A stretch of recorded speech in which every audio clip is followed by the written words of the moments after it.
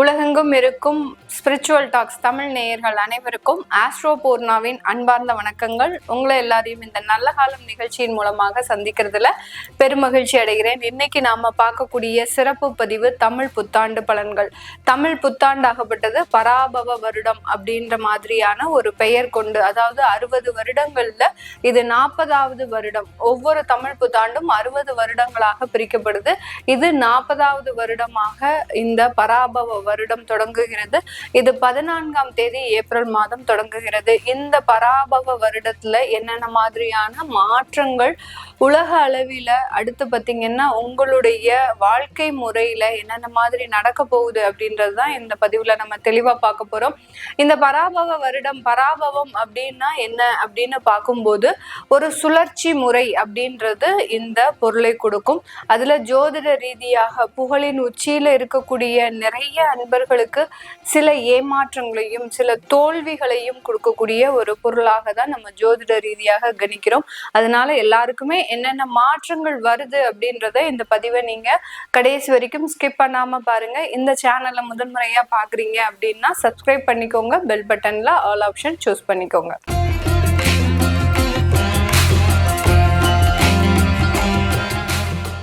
மீனராசி அன்பர்கள், இந்த மீனராசி அன்பர்கள் எப்போதுமே ஒரு நேர்மைக்கு சிகரமாக இருக்கக்கூடியவர்கள், நேர்மைக்கு பேர் போனவர்கள்னா இந்த மீனராசி என்பர்கள் தான். இவர்கள் மாதிரியான நேர்மை யார்கிட்டவே இருக்காது. இவர்களோட டிராவல் பண்றவங்களால எல்லாத்தையுமே சமாளிக்கக்கூடிய ஒரு திறன் அப்படின்றது இருக்கும். ஏன்னா மீனராசி என்பர்களே சமாளிக்கிறாங்க அப்படின்னா மற்றவர்களெல்லாம் ரொம்ப எளிதாக ஒரு எளிமையாக சமாளிக்கக்கூடிய ஒரு திறன் அப்படின்றது இவர்களோட டிராவல் பண்றவங்களுக்கு இருக்கும். இவர்களுக்கு இருக்கோ இல்லையோ மற்றவர்களுக்கு கண்டிப்பாக இருக்கும். இந்த மீனராசி என்பவர்களுக்கு இந்த தமிழ் புத்தாண்டு 7.5 சனியினுடைய ஆண்டு.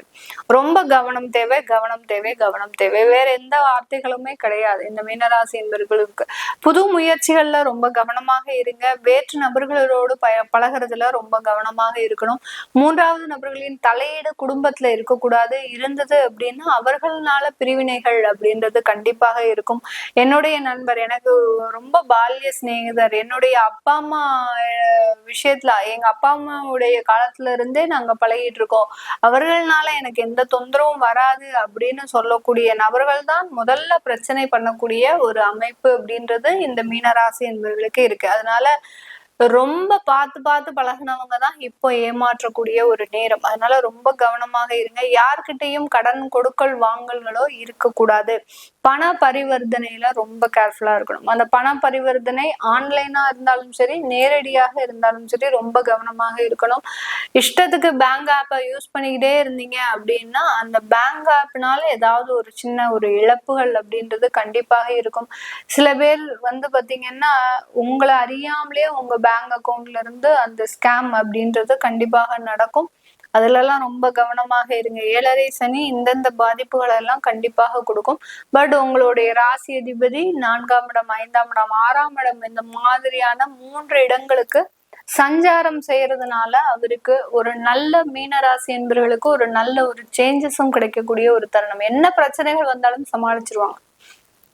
இந்த மீனராசி என்பர்கள் தன்னுடைய வாழ்க்கை பிரச்சனையாக, தொழில் பிரச்சனையாக ஆகட்டும், வேலை பிரச்சனையாக ஆகட்டும், எந்த பிரச்சனைகள் வந்தாலும் சமாளிக்கக்கூடிய ஒரு மன தைரியம் அப்படின்றது கண்டிப்பாக இருக்கும். சனிச்சந்திரன் சேர்க்கை இருக்கிறதுனால எல்லாத்துலயுமே ஒரு தாமதம். ஒரு இடத்துல நீங்க ஒரு ப்ராஜெக்ட் வருது அப்படின்னா, ஒரு தொழில் வருது, வாய்ப்புகள் வருதுன்னா அந்த ப்ராஜெக்டை கம்ப்ளீட் பண்றதுக்குள்ள நீங்க போதும்னு ஆயிடும். அந்த அளவுக்கு அந்த சனிச்சந்திரன் சேர்க்கை ஒரு தாமதங்களை கொடுக்கக்கூடிய ஒரு நேரமாக இருக்கும். இந்த தாமதங்கள்னால பண விரயங்கள் அப்படின்றது கண்டிப்பாக இருக்கும். ஜென்ம சனி அப்படின்றது என்ன செய்ய போறாரு அததான் நம்ம முதல்ல பார்க்கணும். ஜென்ம சனி இந்த பராபவ வருடத்திற்குள்ள என்ன செய்ய போறாரு? ஜென்ம சனி அப்படின்றது உங்களுடைய எண்ணங்கள்ல சில தோல்விகளை கொடுத்தாலும் அந்த எண்ணங்கள் மூலமாக நிறைய வளர்ச்சிகளையும் கொடுக்கக்கூடிய ஒரு தருணம். அந்த வளர்ச்சிகள்னால நிறைய ஒரு நிரந்தர ஒரு வருமானங்களையும் நிரந்தர வளர்ச்சிகளையும் பெறக்கூடிய ஒரு தருணம். நிறைய பேருக்கு மீனராசி என்பர்களுக்கு 7.5 சனியினால கண்டிப்பா திருமணம் நடத்தும். ஏன்னா 7.5 சனியில நடக்காத திருமணம் கூட நடக்கும். அப்படின்னா உங்களுக்கு உண்மையான 7.5 சனியே பிடிக்குதுன்னு அர்த்தம். இது வரைக்கும் எங்களுக்கு திருமணமே நடக்கல அப்படின்னா உங்களுக்கு 7.5 சனியே இல்லை அப்படின்னு தான் அர்த்தம். அதனால யார் யாருக்கெல்லாம் 7.5 சனி நடக்குதோ அந்தந்த டயத்துலதான் உங்களுக்கு திருமணமே நடந்திருக்கும். நல்லா நீங்க கால்குலேட் பண்ணி பாத்தீங்கன்னா தெரியும்.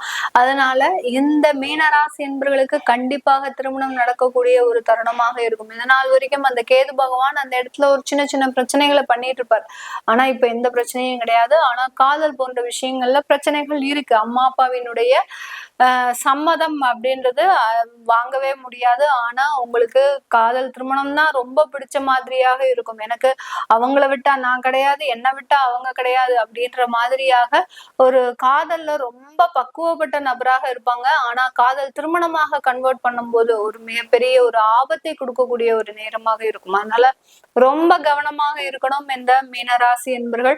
உங்களுடைய தொழில் சம்பந்தப்பட்ட விஷயத்துல ரொம்ப கேர்ஃபுல்லா இருக்கணும். எந்த விதமான முதலீடும் இருக்கக்கூடாது, பார்ட்னர்ஷிப் தொழில் இருக்கக்கூடாது.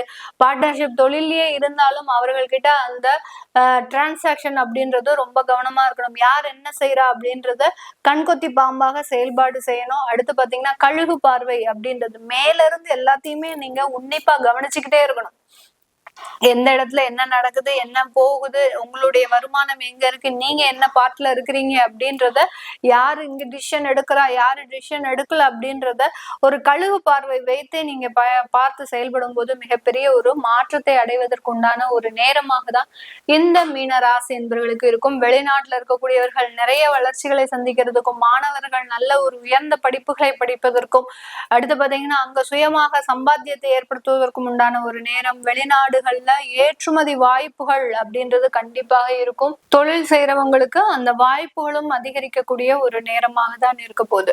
இந்த காலகட்டம் இந்த மீனராசி என்பர்கள் பெண்களாக இருக்கிறீங்க அப்படின்னா நிறைய ஒரு வேலை தேடி அலையக்கூடிய ஒரு நேரம். என்னதான் வேலை கிடைச்சாலும் அந்த வேலையில உங்களுக்கு திருப்தி இருக்காது. அதுதான் அந்த சனிச்சந்திரன் சேர்க்கை பெண்களினுடைய ஒரு அமைப்பு.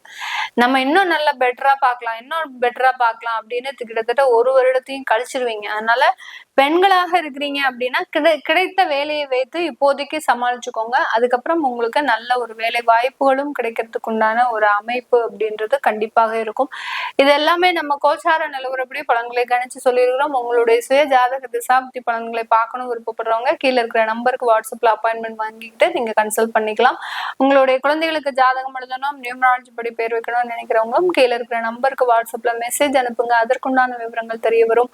உங்களிடமிருந்து விடைபெறுவது உங்கள் ஆஸ்ட்ரோ பூர்ணா. நன்றி, வணக்கம்.